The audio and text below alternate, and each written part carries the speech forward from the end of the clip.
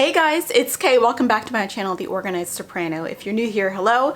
My name is Kay and I'm a professional home organizer and soprano here in the Boston area, and I am here to inspire you to live a more organized life. So today I'd like to talk a little bit more about the folding method that has changed my life for the last couple of years and actually why it works. Let's go.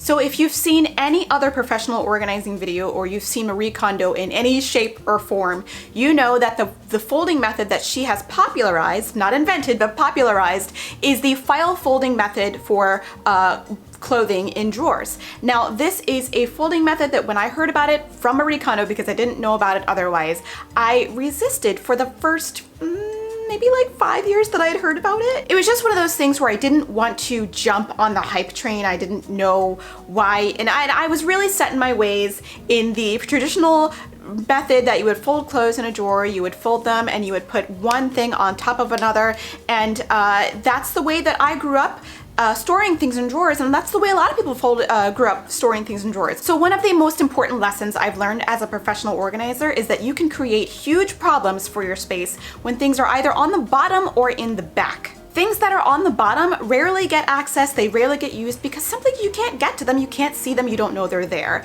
And in my case, I'm a very visual organizer. I know that when things are out of sight, they're often out of mind, I forget about them. So I like to prevent things from being on the bottom and in the back by using things like Lazy Susans and step risers in my pantry. That way nothing is really truly in the back, that I can see everything and nothing really gets wasted. The reason that the file folding method in drawers works so well is that it allows maximum visibility for things. So getting ready in the morning is super fast. You just open the drawer and you can see everything inside. So I'm going to show you really quickly how I fold most of my items to store them in the drawers file folding method so they can be easily seen. One of my favorite devices for folding things pretty easily is called the Flip Fold. This is the Flip Fold Junior. This is for children's clothes, but since I am a petite lady, I can use this for my own t-shirts and it's an appropriate size.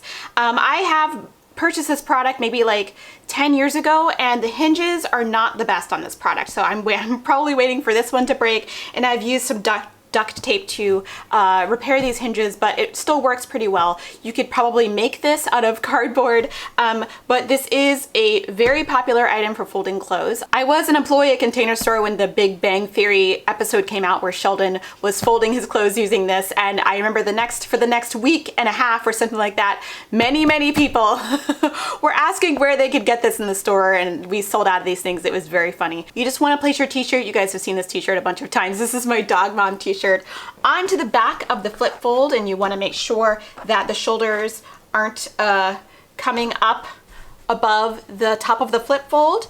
Then you want to take the bottom of the shirt, it's coming beyond the flip fold, it's out of frame, you can't see, and you want to fold it so that it is on the flip fold, so that the entire t-shirt is on the flip fold. Then you go 1, 2, 3.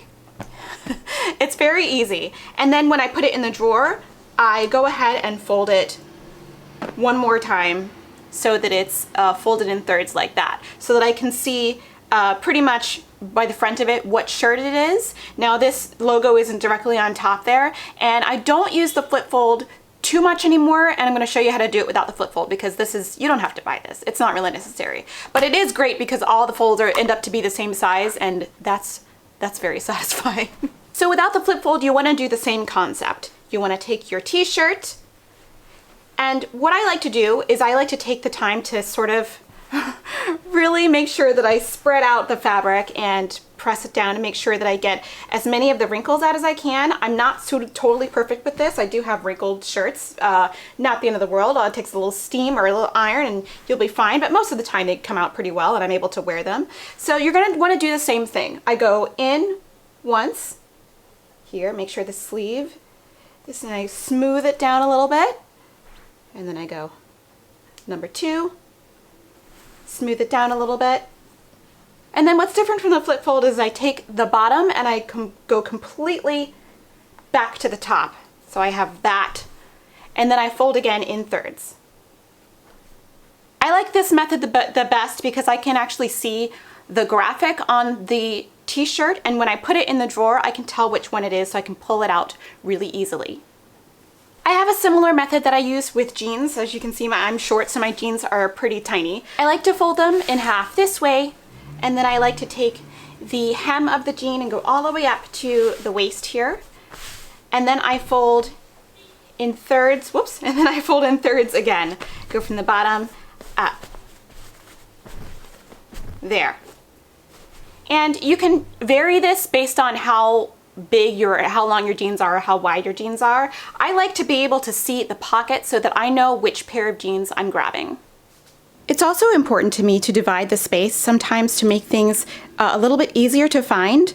This is my workout clothes drawer, and the workout clothes tend to be a little more floppy, so they're not as easy to get to stand up on their own. So having a little divider in here, this is just a little container that I stuck in here, really helps to maintain order in here. So I've got some tops here and all my bottoms are here. And then in this other drawer, I have all of my workout bras, and they're basically arranged in a way that I can see them.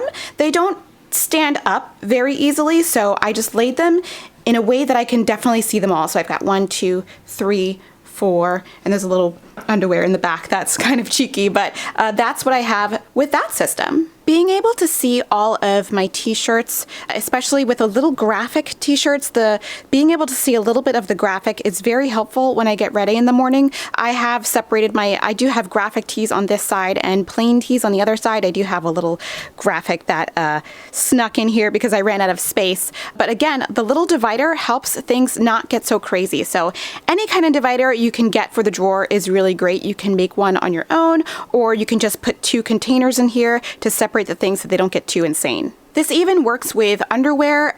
Arranging them in a way that you can see everything visually is the fastest way to get ready in the morning. You don't have to fold all the time. As you can see here, I've got tank tops, and what I've done with those is roll them instead of fold them and make sure that the straps are on the inside of the roll. I wasn't always a big fan of doing this with my pants, but as you can see, I have basically converted all of my folding this way, and I can definitely much more easily find which pair of jeans I am going for and which pair of pants I need to grab as well. And I actually thought this drawer was too deep to do this in, but I've done this in my pajama drawer, and I can see exactly which pair of pajama pants, even though they're big and bulky, to grab, and little pajama tops as well. Dividing and conquering is really helpful in a sock drawer. You can separate the socks and tights by type. So over here I've got fleece lined tights because I live in a pretty cold environment. I've also got leg warmers as well.